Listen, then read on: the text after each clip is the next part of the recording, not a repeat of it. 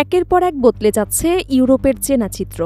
কোথাও সীমান্তে কড়াকড়ি, কোথাও অভিবাসীদের ওপর কঠোর নীতি, আর এবার বিতর্কের কেন্দ্রবিন্দুতে ধর্মীয় পরিচয়। প্রথমে হিজাব, এরপর নিকাব, আর এখন আলোচনায় আজান। একের পর এক সিদ্ধান্তে প্রশ্ন উঠছে, ডেনমার্কে কি ধীরে ধীরে সংকুচিত হয়ে আসছে মুসলিমদের ধর্মীয় পরিসর, নাকি জাতীয় পরিচয় এবং নিরাপত্তার প্রশ্নে নতুন এক নীতির পথে হাঁটছে দেশটি? সে বিতর্কই এখন ছড়িয়ে পড়েছে আন্তর্জাতিক অঙ্গনে। ডেনমার্কে এবার প্রকাশ্যে আজান নিষিদ্ধ করার পরিকল্পনা নিয়ে নতুন করে তীব্র বিতর্ক শুরু হয়েছে।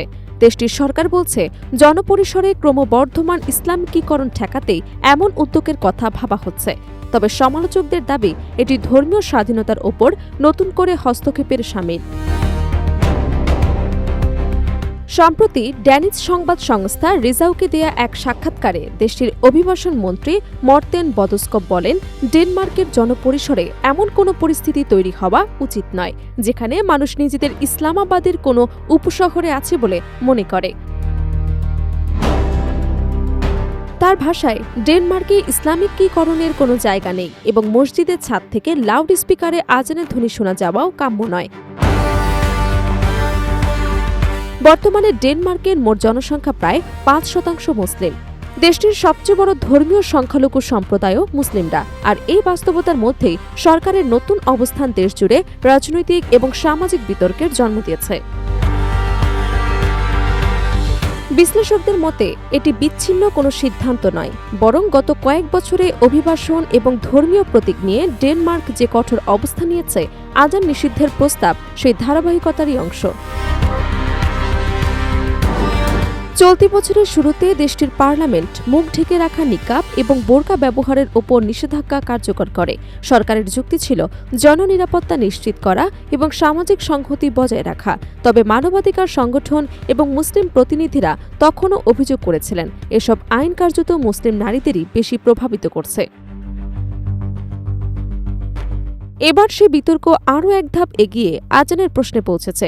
সরকারের সমর্থকদের দাবি, জনপরিসরের ধর্মীয় নিরপেক্ষতা বজায় রাখতে এই উদ্যোগ প্রয়োজন। অন্যদিকে সমালোচকদের মতে, একটি নির্দিষ্ট ধর্মীয় অনুশীলনকে লক্ষ্যবস্তু বানানো হলে তা ধর্মীয় স্বাধীনতার মৌলিক নীতির সঙ্গে সাংঘর্ষিক হয়ে উঠতে পারে। আইন বিশেষজ্ঞদের একাংশ মনে করছেন, পরিকল্পনাটি বাস্তবায়নের পথ মোটেও সহজ নয়, কারণ ডেনমার্কের সংবিধান প্রতিটি নাগরিকদের ধর্ম পালন এবং ধর্মীয় স্বাধীনতার অধিকারকে স্বীকৃতি দিয়েছে। ফলে আজান নিষিদ্ধের মতো কোনো আইন আদালতে চ্যালেঞ্জের মুখে পড়তে পারে। তবে রাজনৈতিক বিশ্লেষকদের মতে, সরকার এই ধরনের পদক্ষেপের মাধ্যমে দেশের অভিবাসন নীতি আরও কঠোর করার বার্তা দিচ্ছে।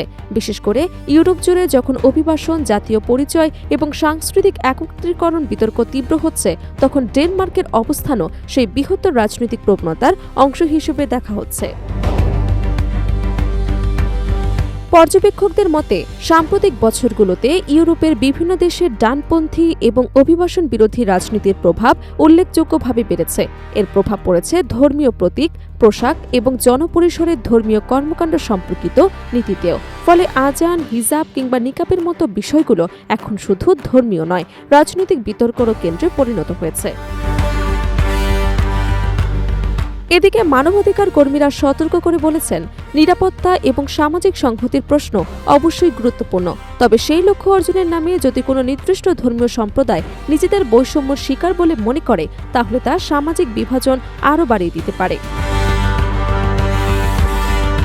অন্যদিকে সরকারের সমর্থকদের যুক্তি, ডেনমার্কের জাতীয় পরিচয়, সামাজিক মূল্যবোধ এবং সাংস্কৃতিক বৈশিষ্ট্য রক্ষায় কঠোর নীতি গ্রহণের বিকল্প নেই। তাই অভিবাসন এবং ধর্মীয় প্রকাশের ক্ষেত্রেও নতুন সীমারেখা টানার প্রয়োজন রয়েছে।